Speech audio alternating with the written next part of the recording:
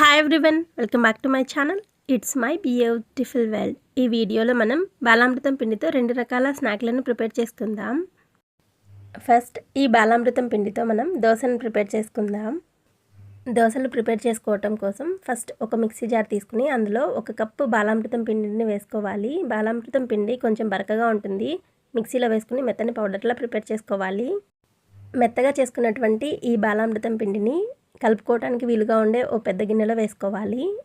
ఈ దోశని మనం ఇన్స్టెంట్గా వేస్తున్నాం కాబట్టి కొంచెం సాఫ్ట్గా రావటం కోసం చిటికెడంతా వంట సోడాను వేసుకోవాలి. ఆ తర్వాత చిటికెడంతా ఉప్పుని కూడా వేసుకోవాలి. ఆ తర్వాత వాటర్ వేసుకుని పిండిని కలుపుకోవాలి. కొంచెం కొంచెంగా వాటర్ని యాడ్ చేసుకుంటూ కలుపుకోవాలి. 1 కప్పు బాలామృతం పిండికి 1.5 టేబుల్ స్పూన్ గోధుమ పిండిని వేసుకోవాలి. ఈ గోధుమ పిండిని వేసుకోవటం వలన దోశ విరిగిపోకుండా ఉంటుంది. ఈ గోధుమ పిండిని బాలామృతం పిండిలో పూర్తిగా కలిసిపోయేటట్లు కలుపుకోవాలి. గోధుమ పిండిని వేయటం వలన థిక్ కన్సిస్టెన్సీ ఉంది కదా, కాబట్టి దోశ బ్యాటర్ ఎలా ఉంటుందో ఆ కన్సిస్టెన్సీ వచ్చేంత వరకు కొంచెం కొంచెం వాటర్ని యాడ్ చేసుకుంటూ కలుపుకోవాలి. 1 కప్పు బాలామృతం పిండికి 1.5 కప్పుల వాటర్ని వేసుకుంటే కన్సిస్టెన్సీ ఈ రకంగా ఉంటుంది. నెక్స్ట్ స్టవ్ ఆన్ చేసి ప్యాన్ పెట్టి ప్యాన్ని బాగా హీట్ అవ్వనివ్వాలి. ప్యాన్ పైన 1 చుక్క వాటర్ వేస్తే పూర్తిగా ఆవిరైపోవాలి. ఇలా వాటర్ ఆవిరైపోయిన తర్వాత ఫ్లేమ్ని సిమ్లోకి అడ్జస్ట్ చేసుకుని ముందుగా మనం ప్రిపేర్ చేసి పక్కన పెట్టుకున్నటువంటి పిండిని ఒక గరిటె తీసుకుని దోశలాగా స్ప్రెడ్ చేసుకోవాలి.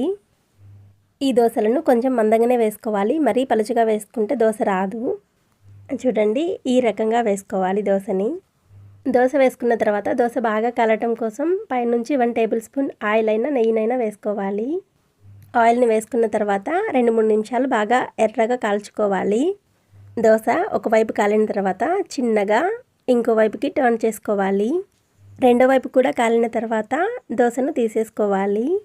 ఈ బాలామృతం పిండితో వేసే దోశలు నార్మల్ దోశలలాగా ఒకే వైపు కాల్చుకుంటే లోపల పిండి ఉడకదు, కాబట్టి 2 వైపులా కాల్చుకుంటే చాలా బాగుంటుంది.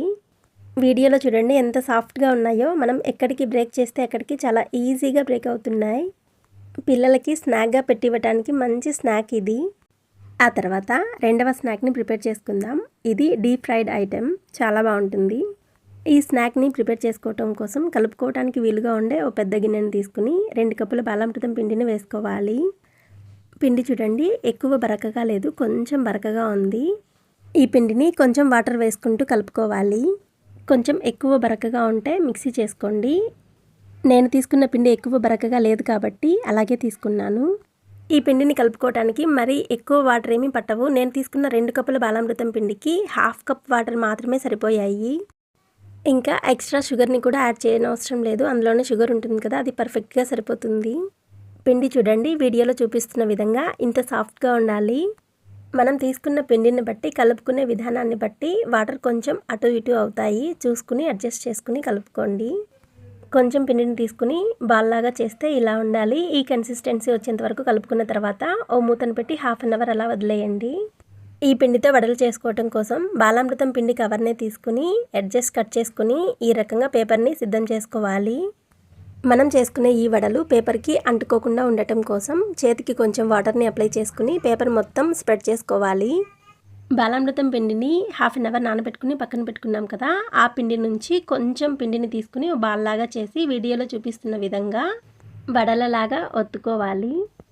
మనం పిండిని పౌడర్లాగా మిక్సీ చేసుకోలేదు కదా, కొంచెం బరకగానే ఉంది కాబట్టి ఎడ్జెస్ కొంచెం ఓపెన్ అయ్యాయి. మళ్ళీ కొంచెం అలా సర్దుకుంటే సరిపోతుంది. ఈ బాలామృతం పిండి బరకగా ఉంటేనే వడలు క్రిస్పీగా వస్తాయి. క్రిస్పీగా రావడం కోసమే నేను ఈ పిండిని మిక్సీ చేసుకోలేదు. ఈ బాలామృతం పిండిని సాఫ్ట్గా ఇష్టపడే వాళ్ళు మిక్సీ చేసుకుని మెత్తని పౌడర్లా పిండిని ప్రిపేర్ చేసుకోండి. మెత్తగా మిక్సీ పట్టుకున్న పొడితో ప్రిపేర్ చేసుకుంటే ఎక్కువ క్రిస్పీగా ఉండకుండా కొంచెం క్రిస్పీగా ఉంటాయి. ఈ పిండిని పేపర్ పైన పెట్టి ఒత్తుకోవటం కోసం వాటర్నే కాదు ఆయిల్ని కూడా అప్లై చేసుకోవచ్చు. కొంచెం ఆయిల్ని తీసుకుని పేపర్కి రాసి చేతికి కూడా రాసుకుని బాల్లాగా చేసి ఒత్తుకోవచ్చు. ఇలా బాల్లా చేసుకున్న తర్వాత పేపర్ పైన పెట్టి వేళ్ళతో వడ షేప్ వచ్చేటట్టు ఒత్తుకున్న తర్వాత ఇష్టం ఉంటే మధ్యలో రంధ్రాన్ని పెట్టుకోవచ్చు, లేదంటే లేదు. రంధ్రాన్ని పెట్టుకోవటం వలన ఎడ్జెస్తో పాటు మిడిల్ పార్ట్ కూడా ఈవెన్గా కుక్ అవుతుంది. మొత్తం ఒత్తుకున్న తర్వాత పేపర్ని ఇలా పైకి తీసి వడని చేతిలోకి తీసుకోవాలి. మరి ఎక్కువ మందంగా ఉంటే లోపల పిండి ఉంటుంది, మరి పలుచగా ఒత్తుకుంటే పూర్తిగా పొంగదు.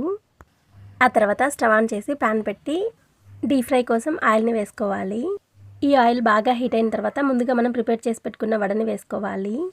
వడని వేసుకున్న తర్వాత ఫ్లేమ్ని మీడియంలోకి అడ్జస్ట్ చేసుకోవాలి. మీడియం ఫ్లేమ్లో వడ మంచి కలర్ వచ్చేంత వరకు ఫ్రై చేసుకోవాలి. ఒక సైడ్ మంచి కలర్ వచ్చిన తర్వాత రెండో సైడ్కి టర్న్ చేసుకోవాలి. ఆయిల్లో వేసి వడని కాల్చుకునేటప్పుడు వడ పైన కొంచెం ఆయిల్ని వేసుకుంటూ కాల్చుకుంటే వడ మొత్తం పొంగుతుంది.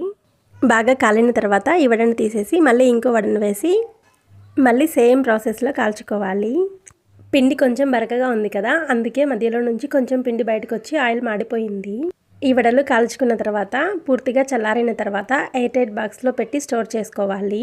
ఈ వడలను జాగ్రత్తగా స్టోర్ చేసుకుంటే 3 వారాల నుంచి 4 వారాల వరకు ఫ్రెష్గా క్రిస్పీగా ఉంటాయి. ఇవి క్రిస్పీగా ఉంటాయి కాబట్టి పిల్లలకి కూడా చాలా బాగా నచ్చుతాయి. ఇంతేనండి. ఈ వీడియో మీకు నచ్చినట్లయితే please do like, share and subscribe my channel for more videos. Thank you for watching.